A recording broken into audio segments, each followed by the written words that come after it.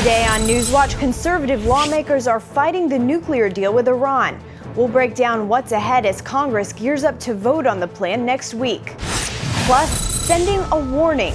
U.S. officials are telling Russia to back off in Syria, why they're concerned about the country's involvement in Syria's civil war. And it's time for you to fight, Elizabeth. It's time for you to fight for your marriage. It's time for you to fight the real enemy.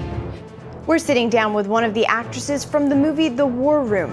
Hear what she had to say about the film's success.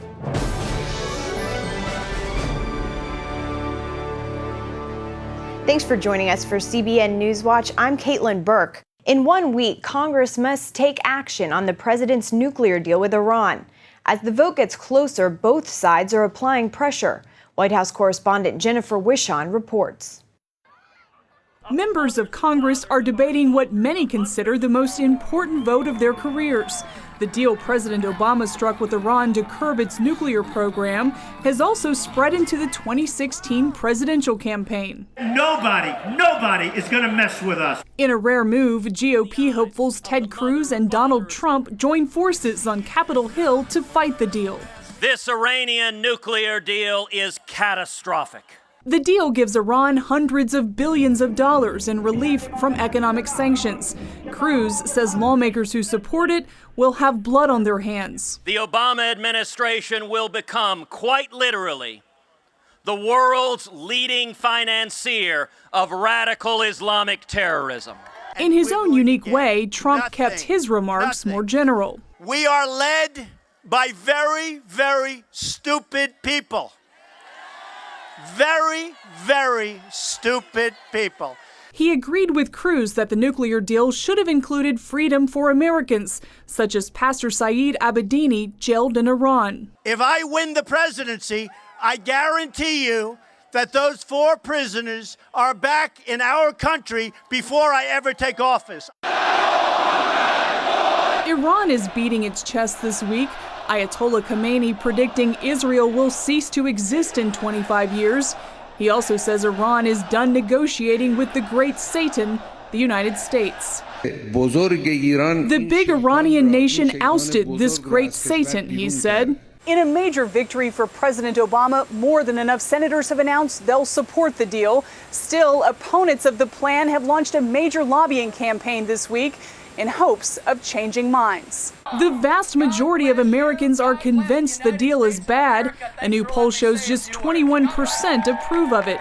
A deal is when you get something in return. We got nothing in return. They think they have to make something awful happen to bring the 12th Imam to save the Muslim world.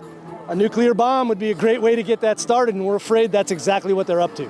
Presidential candidates from both parties promise to be tough on Iran. We should anticipate that Iran will test the next president. They'll want to see how far they can bend the rules. That won't work if I'm in the White House. While many Democrats are lining up with the Obama administration, several high-profile lawmakers like New York Senator Chuck Schumer are voting no. If Iran's true intent is to get a nuclear weapon, under this agreement, it must simply exercise patience, Schumer says. The Senate has until next Thursday to take action on the deal. In an interesting twist, they're off Monday and Tuesday for Rosh Hashanah, the Jewish New Year. The world will be waiting to see if that break makes an impact. Jennifer Wishon, CBN News, Washington. The U.S. is warning Russia to back off in Syria. The concern, Russia's growing military buildup there could lead to more violence and chaos in the country's 4-year-old civil war. Heather Sells has the latest. On Wednesday, Secretary of State John Kerry called the Russian foreign minister for the second time in 5 days. The message, U.S. concern over reports of Russia's growing military buildup in Syria. One U.S. official told the Associated Press that the U.S. has seen the Russians fly a variety of military assets into Latakia, a Syrian coastal city on the Mediterranean. It's believed that the Russians are planning some sort of air operation. But Russia says the West has a, quote, strange hysteria over its activities in Syria, saying that Moscow has supplied weapons and military specialists to the country for years. Russian President Vladimir Putin has long said that his arms sales to Syria are just part of international efforts to combat the Islamic State. That's what makes the situation complicated. Both Moscow and Washington oppose ISIS, but the U.S. also wants to see new leadership in Syria. While Russia's military buildup there could allow Syrian dictator Bashar al-Assad to continue his lock on power. Meanwhile, the world must grapple with the massive Syrian refugee crisis, where more than 4 million have fled in just 3 years. The conflict is a colossal tragedy for Syria and a shameful symbol of international divisions. History's judgment will be harsh. President Obama's critics have called for a more forceful military response in Syria and accuse him of, quote, leading from behind. The current crisis before us is not a migrant issue, said Senator John McCain this week. It's a mass exodus of refugees who are fleeing conflicts that this administration has refused to address for years. Heather Sells, CBN News. Kim Davis is set to return to work on Monday. The Kentucky County Clerk was released yesterday after spending 5 days in jail for refusing to issue marriage licenses to same-sex couples. Davis said she couldn't betray her Christian faith since those licenses would be granted under her authority. A judge ordered Davis not to interfere in any way with her deputy clerks issuing marriage licenses to same-sex couples, but it's not clear whether she'll comply with that order. Her attorney says she, quote, will not violate her conscience. California lawmakers approved a bill that would allow terminally ill patients to legally end their lives. The right to die legislation now goes to the state Senate, where it's expected to pass. This is the second time this year California lawmakers have tried to pass legislation that would let doctors prescribe life-ending drugs. An earlier measure stalled because of religious opposition. At least 24 states have introduced assisted suicide bills this year. None of them have passed. Oregon, Washington, Vermont, and Montana do allow terminally ill patients to end their lives. Congress has launched an investigation into the Planned Parenthood organ harvesting scandal. The long-awaited hearings come after numerous shocking undercover videos. They showed Planned Parenthood officials and their allies making deals to cash in on aborted baby body parts. The chairman of the House Judiciary Committee says his goal is to protect taxpayers from having their money misused by Planned Parenthood. Planned Parenthood, unlike the undercover reporters, is granted huge amounts of federal funds, making it our business as members of Congress, charged with controlling federal purse strings, to do what we can to ensure federal taxpayer dollars are not contributing to the sorts of horrors reflected in the undercover videos. Democrats on the committee defended Planned Parenthood and called the makers of the videos liars. Israel's defense minister has outlawed 2 Muslim groups that hold rallies against Jewish visitors at the Temple Mount. The defense ministry says the groups seek to undermine Israel's sovereignty over the site by provoking visitors. Anyone who organizes or funds the groups can be prosecuted. The Temple Mount is Judaism's holiest site. It's where the first and second temple stood. But the Al-Aqsa Mosque, located in the same place, is Islam's third holiest site. Coming up, Titans of Evil, why the Islamic State is squaring off against the Islamic regime in Iran, and what it means for war and peace in the Middle East.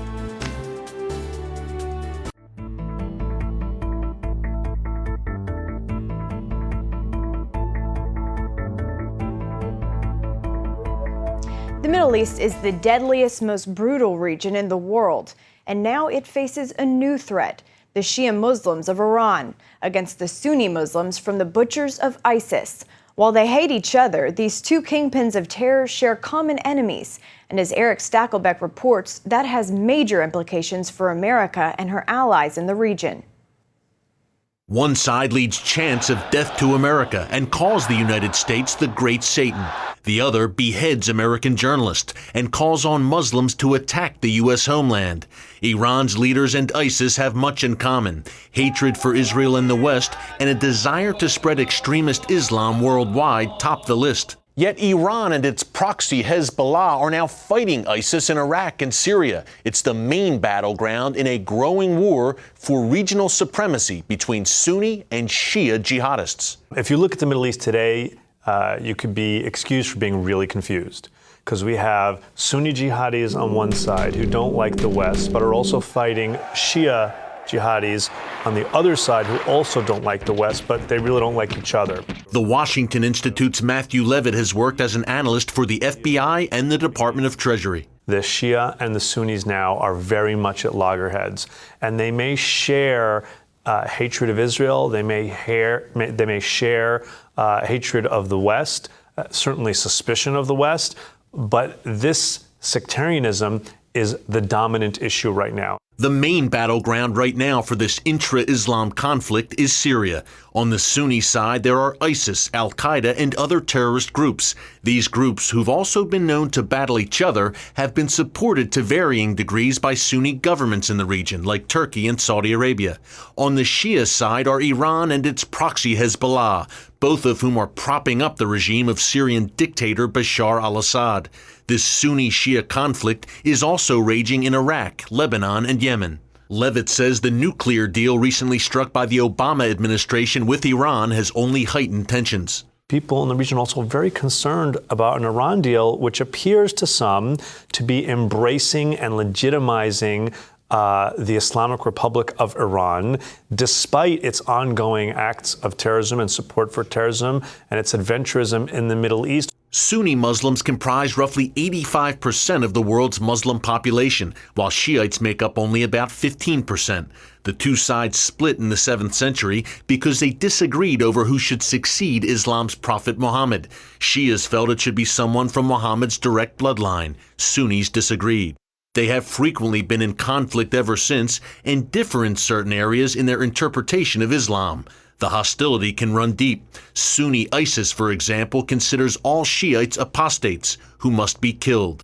Yet Middle East expert Elliot Chodoff says the reason for the current conflict runs deeper than religious differences. He notes that Shiite Iran has supported Sunni terrorist groups against Israel and the West. Why are ISIS and Iran fighting each other?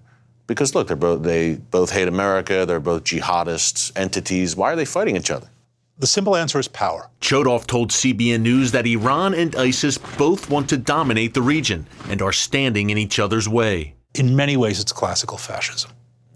These are fascist either regimes or organizations. An interesting byproduct of ISIS's rise and Iran's march to nuclear weapons is the growing relationship between Israel and its Arab neighbors in Egypt, Jordan, and Saudi Arabia. They're working very, very closely with the Israelis because they have shared interests and shared concerns about the jihadis on both sides of this conflict. It's a concern shared by the United States, which continues to be the main target for jihadists of all stripes. Eric Stakelbeck, CBN News, Washington. Up next, the movie War Room is breaking box office records for Christian films. We'll head to Studio 5 for an exclusive interview with Priscilla Shirer, one of the actresses in the movie. The faith-based film War Room continues to win the battle at the box office, and its creators, the Kendrick brothers, are defying their critics at every turn. That includes casting a Bible teacher who's never acted in the leading. And this week, Priscilla Shirer sits down with Ephraim Graham in Studio 5. And the reason why she's seen God move is because she allows herself to be put in situations where God has to move. Priscilla Shirer is a Bible teacher, preacher's kid, best-selling author, and now actress. I would consider myself a spiritual person. I'm not hot, but I'm not cold either. Just, somewhere in the middle. Here you go. I've got cream or sugar if you need it. Oh, no, thank you. I like it black.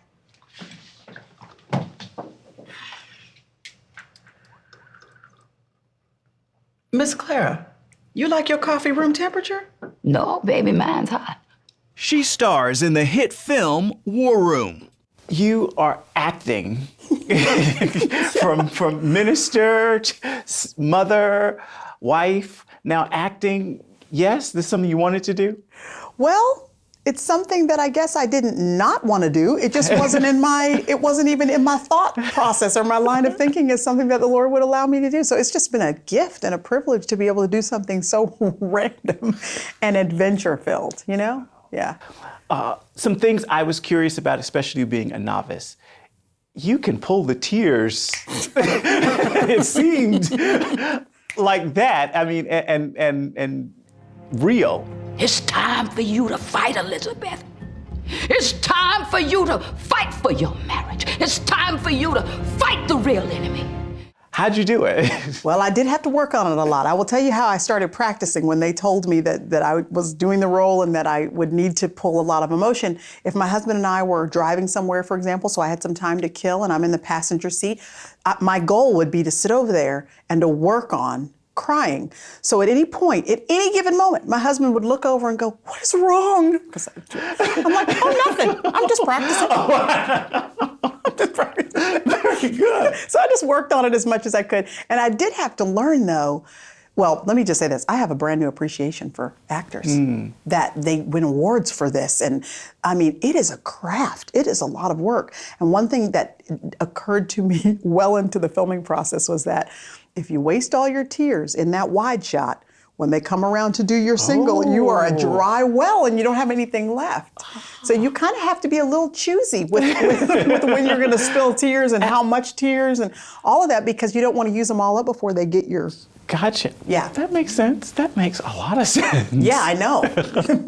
This is a real powerful story. I did interview the Kendrick brothers, and I said to them, when you say to someone, I'm going to do a film about prayer, I don't see people lining up at the box office. Absolutely, absolutely.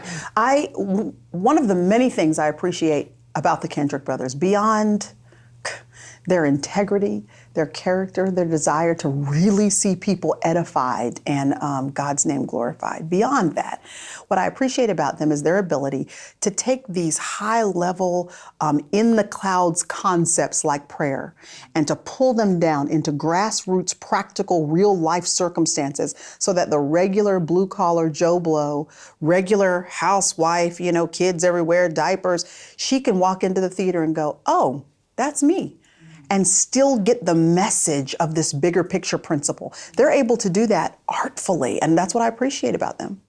One of the things that I think the film tells is a war is being fought in many people's homes, but it's being fought the wrong way. How true do you think that translates into what's going on in our world, all the things that we're seeing unfold? Yeah. I'm in the news business, so I report it every day. How true do you think that is? We are at war, but many of us fighting the wrong battle. Absolutely. For every visible, physical event that we see happen in our lives, whether positive or negative, there is a spiritual counterpart that we cannot see. And when we see circumstances in our lives pop up that we want to deal with, we want to find a solution to, that we want to move out of the path of our life, we tend to use physical solutions because those are the ones we know how to handle and utilize most effectively. But if we're always targeting what we can see and never get around to the undercurrent of what we can't see, then we'll never have any lasting change because that undercurrent will still always be effective. And so what this movie does is it opens our eyes to the fact that for everything that is happening in our culture, in our nation, in our own homes and in our communities, in our churches, that divisiveness, the agendas that are going against the solidified principles, age-old principles, venerated principles of the Word of God, that for all of that, there is a very real enemy who is a sinister, cunning, scheming enemy who is trying to make sure that we do anything and everything except target him. And so War Room basically says, shift your attention away from all you can see and do not forget that just because the enemy is invisible, that does not mean he is fictional. He is very real. Prayer hits him where it hurts. Now, you say you attend church occasionally. Is that because your pastor only preaches occasionally? Miss Clara, I really would like to help you sell your house. That's why I'm here. Will we see you on any other screen soon? Well, I don't know. I'm kind of just open to whatever it is that the Lord might have planned. You could have never told my husband or me or my family that this would be anything that we would have the privilege to be a part of. So I've learned to just never say never and just make ourselves available to God and say, okay, Lord, well, whatever's next, I'm already on board for whatever's next. And so, who knows? What do you say to people about the power of prayer? How powerful is it? Yeah, well, I believe, Paul mapped out for us in Ephesians chapter 6 this spiritual armor. He's like, if you have this on, you will be victorious. You know, the helmet of salvation and the sword of the Spirit, and on and on. And most of the time we stop at those 6 pieces of armor. But right at the tail end of that, he says over 2 verses, more biblical real estate than the other pieces of armor. He says, pray. Pray at all times in the Spirit, on every occasion, for all the believers. He goes on and on and on about prayer, as if to say, this is the 7th weapon.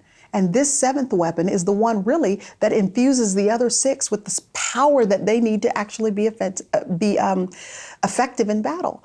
So more than anything, I think that the Lord is trying to remind his people that if you'll just pray, I will hear.